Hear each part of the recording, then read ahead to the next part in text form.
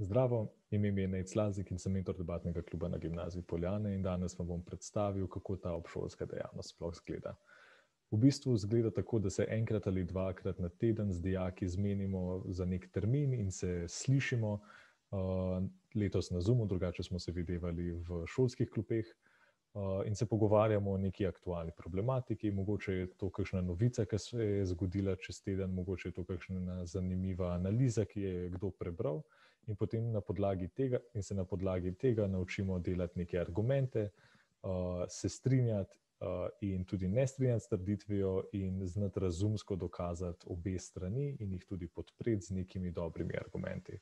Ta dejavnost se nam zdi ključnega pomena zaradi tega, ker pripomore k razvoju nekega kritičnega mišljenja, poleg tega pa tudi uri govorniške sposobnosti dijakov. Moram tudi omeniti, da smo se v zadnjih parih letih udeleževali nacionalnih in mednarodnih turnirjev in smo doživeli v njih tudi veliko uspeha. Tako da hvala za vašo pozornost in upam, da se naslednje leto vidimo na uvodnem sestanku.